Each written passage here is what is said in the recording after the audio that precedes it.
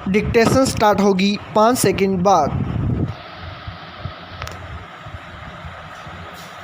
Yes, corona महामारी पर काबू पाने के लिए केंद्र सरकार ने 2021 में ही देश के सभी वयस्कों को टीका लगाने का लक्ष्य रखा है।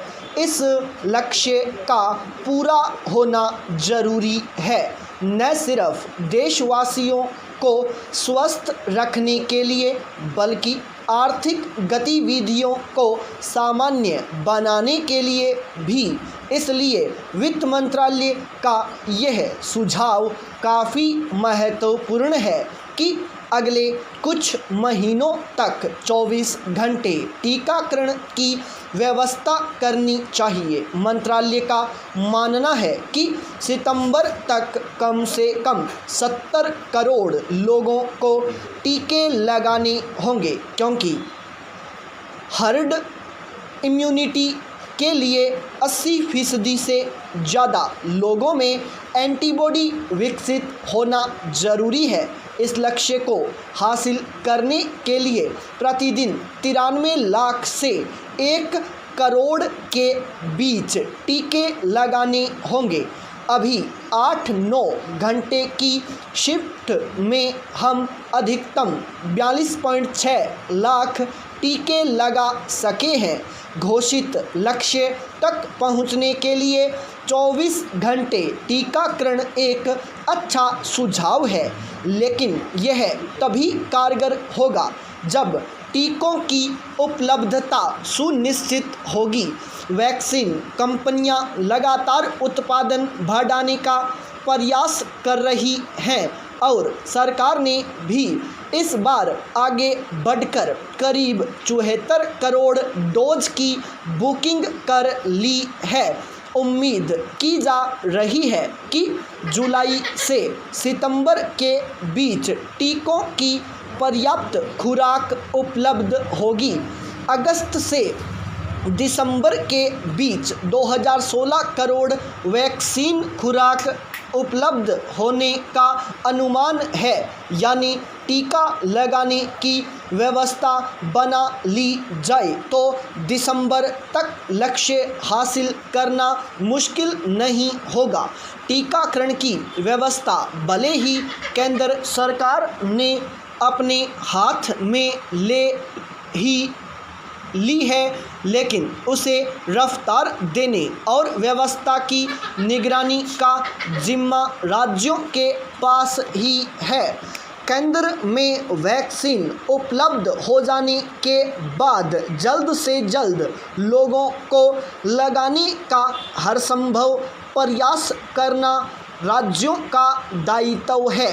ज़्यादा से ज़्यादा टीकाकरण केंद्र बनाने होंगे।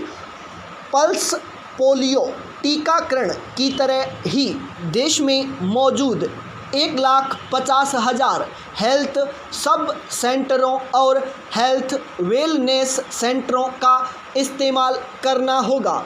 इन्हीं केंद्रों पर करीब 74% ग्रामीण और 45% शहरी बच्चों का टीकाकरण पहले किया गया है। केंद्र सरकार का मानना है कि घर घर जाकर टीके लगाना जोखिम भरा हो सकता है, इसलिए घर के पास टीका केंद्र बनाने की बात कही गई है। देश में ऐसे इलाके भी हैं जहां मोबाइल टीका केंद्र ज़्यादा उचित और व्यावहारिक रहेगा। इसके अतिरिक्त प्राइवेट प्रैक्टिशनर या फैमिली डॉक्टरों को भी इसमें शामिल किया जा सकता है। सिर्फ सरकारी केंद्रों और बड़े निजी अस्पतालों के भरोसे भी हम लक्ष्य हासिल नहीं कर पाएंगे। वैक्सीन लगाने में हिचकिचाहट को दूर करने में फैमिली डॉक्टरों की बेहतर भूमिका हो सकती है। अमेरिका में ऐसा किया गया है। पाई पैरा चेंज। अचानक आए प्रौद्योगिकीय परिवर्तन बड़ी कंपनियों के बाजार में बढ़ते प्रभुत्व और पूंजी के चलायमान होने के चलते कड़ी प्रतिस्पर्धा के बीच आज प्रत्येक राष्ट्र असमानताओं की समस्या का सामना कर रहा है। सदी का सबसे बड़ा स्वास्थ्य संकट पहले ही विश्व की अर्थव्यवस्था के लिए चुनौती बना हुआ है, खास तौर पर लोक वित्त के संदर्भ में। वह भी असाधारण रूप से कुछ देश कोरोना संकट से उबरने लगे हैं, जबकि अब भी कई देश इस महामारी का मुकाबला करने में जुटे हैं। विभिन्न राज्यों के वित्त मंत्रियों की दो प्रमुख चिंताएं हैं जो उनके देशों की अर्थव्यवस्था के लिए खतरा साबित हो सकती हैं, भले ही ये अर्थव्यवस्थाएं एक दूसरे से भिन्न प्रकृति की हैं। पहली, समृद्ध लोग और कॉरपोरेट घराने उन लोगों की तुलना में काफ़ी बेहतर स्थिति में हैं जो अर्थव्यवस्था में सबसे निचले पायदान पर हैं।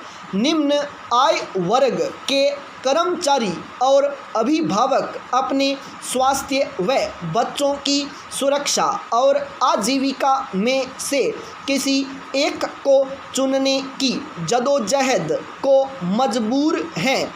इसीलिए महामारी से हुए आर्थिक नुकसान की मार भी उन्होंने असंगत रूप से झेली है।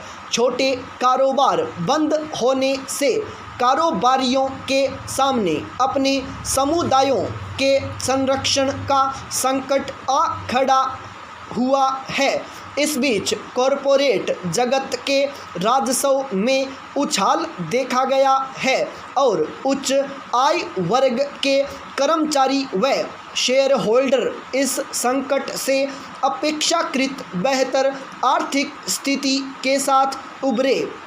दूसरी चिंता को दरअसल पहली का ही अगला चरण कहा जा सकता है। सरकारों को अर्थव्यवस्था के पुनर्निर्माण के लिए इस वक्त राजस्व की सख्त ज़रूरत है। इससे वे छोटे व्यापारों, कर्मचारियों और ज़रूरतमंद परिवारों की सहायता कर सकेंगी।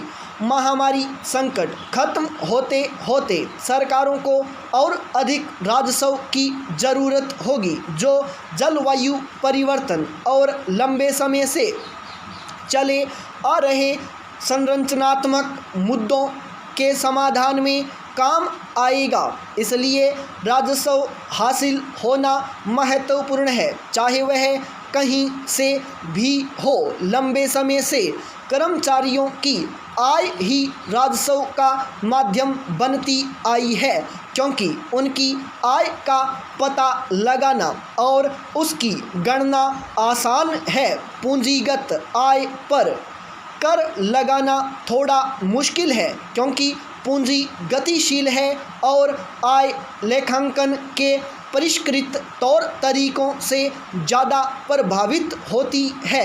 इन तरकीबों का इस्तेमाल कर अक्सर कॉरपोरेट्स की आय भी कम कर वाले अधिकार क्षेत्रों का रास्ता तलाश लेती है, क्योंकि दुनिया की सबसे ज़्यादा मुनाफा कमाने वाली कंपनियां बड़ी आसानी से अपना कर भार कम करने में सफल हो जाती हैं। इसके अलावा सरकारों को यह डर सताता रहता है कि कहीं वे इन कॉरपोरेट्स पर अधिक कर न लगा दें और कंपनियां अपना व्यापार और रोजगार के अवसर लेकर किसी दूसरे देश का रुख न कर लें। पिछले 50 सालों में अर्थव्यवस्था में यही अजीबोगरीब बदलाव देखा गया है कि उद्योगों पर लगने वाले कर की दर कम होती चली गई। इस समस्या का समाधान एकजुट होकर करना होगा, जो कि वैश्विक न्यूनतम कॉरपोरेट कर लागू कर हासिल किया जा सकता है। प्रत्येक सरकार को अपनी कर नीति निर्धारित करने का अधिकार है, लेकिन इन अधिकारों का एक साथ मिलकर प्रयोग कर हम सभी देश अपनी अपनी अर्थव्यवस्था को उस पटरी पर लाने में सक्षम होंगे जो स्थायी और समावेशी बहाली का मार्ग प्रशस्त करे। स्टॉप।